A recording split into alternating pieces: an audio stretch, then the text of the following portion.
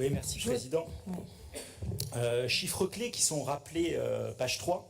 Nouvelle-Aquitaine, c'est la première région touristique française pour les clientèles nationales et l'une des plus attractives à l'international. On le rappelle, 32 millions de visiteurs, 18 milliards d'euros de consommation touristique, 140 000 emplois. Et effectivement, il est indéniable que le tourisme est un pilier économique de notre région. Alors avec ce nouveau contrat cadre de développement et d'internationalisation entre la région, le CRT Atout France, la question sous-jacente que vous avez déjà posée, chers collègues, c'est effectivement quel type de tourisme nous voulons développer.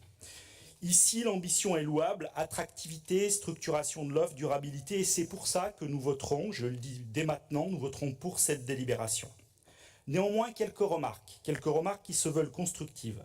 Les moyens financiers accordés, qui interrogent une fois de plus la présence de l'État, c'est 60 000 euros, donc on peut se poser la question effectivement de cet accompagnement, 60 000 euros d'ailleurs hors taxe.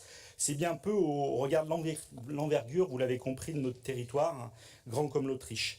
Il est vrai que la dépendance à Atout France, dans la stratégie nationale, peut limiter tout simplement notre autonomie régionale. Ensuite, le risque de concentration sur des zones déjà attractives.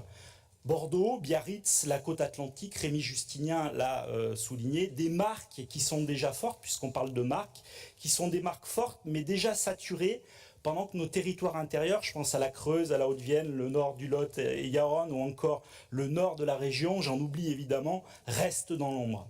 Et c'est une entrée finalement sélective qui peut contribuer à renforcer le surtourisme d'un côté et laisser perdurer le sous-tourisme de l'autre. Donc il y a un enjeu évidemment d'aménagement du territoire. Sur le plan environnemental, le contrat affirme faire du tourisme durable son fil rouge. Et néanmoins, des outils marqueurs, il y en a très peu. Il n'y a par exemple aucun indicateur carbone ou d'empreinte écologique, comme j'ai pu le dire d'ailleurs sur les orientations budgétaires en début de plénière. Il n'y a aucune stratégie de gouvernance climatique. Il y a peu de leviers concrets pour accompagner véritablement les acteurs dans la transition écologique. Alors oui, ce contrat cadre s'inscrit dans la continuité, il consolide l'existant, et je le répète, c'est d'ailleurs pour ça que nous l'accompagnerons et que nous voterons favorablement. Mais nous croyons que l'enjeu, ce n'est pas de faire de la Nouvelle-Aquitaine la région la plus visitée et internationalisée, mais la plus équilibrée, la plus responsable, la plus éco-friendly finalement, la plus accueillante. Cela implique, selon nous, 1. Plus de moyens, y compris évidemment de l'État dans les territoires oubliés. 2. Plus d'outils pour mesurer et réduire l'impact environnemental. 3. Plus de cohérence entre ambition régionale et stratégie nationale. Objectif, le tourisme comme levier d'équilibre, pas d'inégalité territoriale. Et ça, je crois que ce fondement, finalement, cette marche pour aller vers un aménagement du territoire équilibré via le tourisme, je crois que nous le partageons dans cette assemblée. Je vous remercie.